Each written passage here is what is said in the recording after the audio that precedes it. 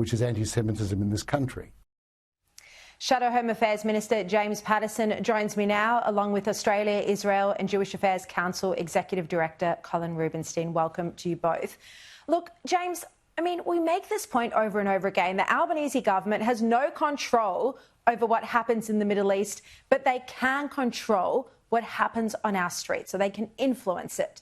That is one of the most shocking things I've seen. Paul Barry, over on the ABC, criticising us at Sky for covering the anti-Semitism crisis. Shouldn't he be examining why the ABC hasn't covered it in any in-depth way?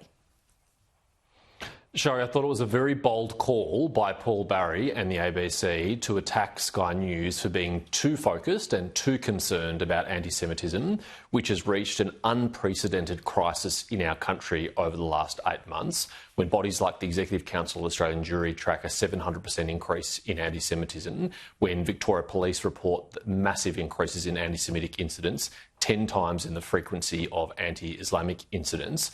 I think we should all be concerned about that and we should all be focused on it. But the ABC has shown a lack of curiosity, a lack of interest and a lack of concern about this issue. In fact, the most tangible thing they've done on this issue in the last few months is to produce a documentary on Anthony Lowenstein, a Jewish anti-Zionist activist in Australia, not focusing on the mainstream and broadly representative Jewish community who are deeply concerned about what's happening in our country. When we have Holocaust survivors say they've never felt less safe in their own country, in Australia, that's a national disgrace. And the fact our national broadcaster is so uninterested in that is a great shame to them. Absolutely, and well said. Colin Rubenstein, we've been reporting here on Sky, and even left-wing media outlet Crikey has been reporting about how Anthony Albanese, in his early parliamentary career in the year 2000, joined pro-Palestinian protesters at a rally in Sydney where Israeli and American flags were burned. Do you think his history as a Palestinian activist has prevented him from calling out some of the aggression and violence that we've seen at protests around the country and from taking a stronger position on anti-Semitism? Well, Shari, thanks for having me on. The Prime Minister's history is no secret. You've divulged it, as have others, and the Prime Minister himself today said again he's been a long-standing, passionate supporter of the Palestinians.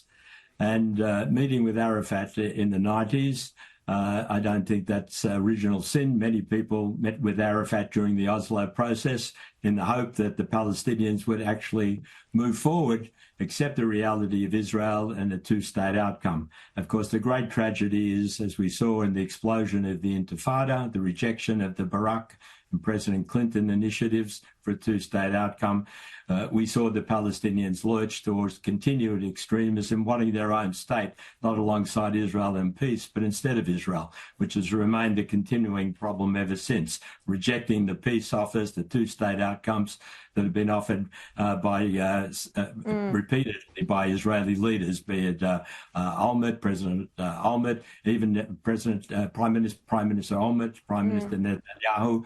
So the pity is that while the Prime Minister has mellowed somewhat over the years, he opposes the BDS, he accepts the IRA definition of anti-Semitism, which is criticism of Israel is legitimate, but comparing Israel to Nazi Germany or wishing for the elimination of Israel from the river to the sea and an intifada is inappropriate.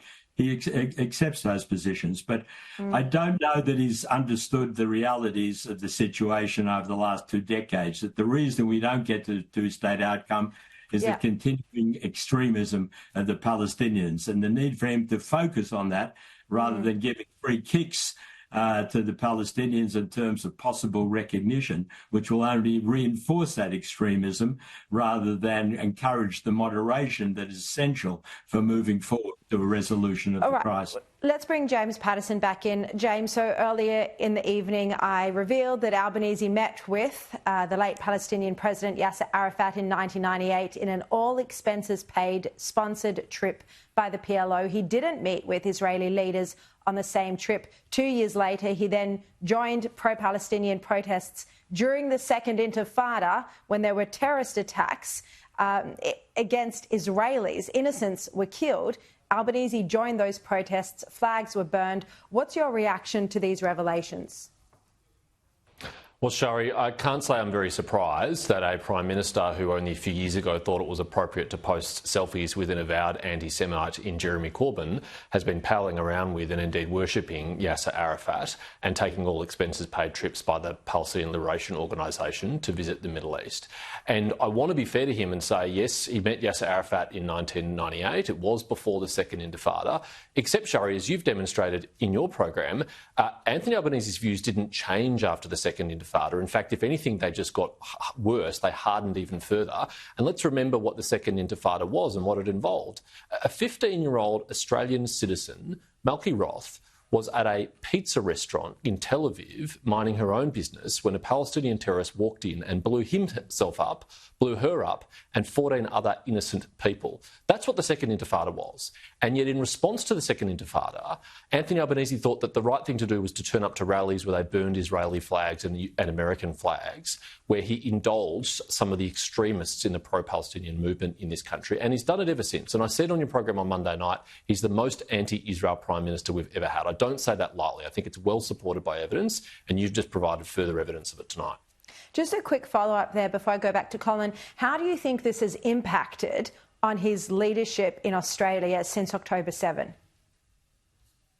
Well, I mean, on the one hand, I think a lot of Australians just assume he's a weak Prime Minister and he's terrified of the Greens political party, and that's why he's been unable to unequivocally condemn anti-Semitism on its own without linking it to Islamophobia or other issues. But actually, I think he has a deep-seated sympathy for the Palestinian cause, which goes far beyond a genuine humanitarian sympathy for Palestinian people, which we should all have, and really goes into anti-Israel bias and hatred. And I think that is reflected over a long period of time. I mean, some of his statements in the House of Representatives have been filled with bile, have been shockingly biased against Israel, have been totally unbalanced. And I think that has really impacted his ability to stand strong as Prime Minister against a moral crisis in our own country of anti-Semitism. Look, we've also seen Penny Wong just this week refuse to rule out supporting a Palestinian state, even if Hamas still played some role in the governing of Gaza. Colin, what's your reaction to this? Well, it's a complete contradiction in her position and the government's position. On the one hand, they realised Hamas is a banned terrorist organisation, an extreme organisation engaged in the worst sort of terrorism in recent history, the greatest massacre of Jews since the Holocaust.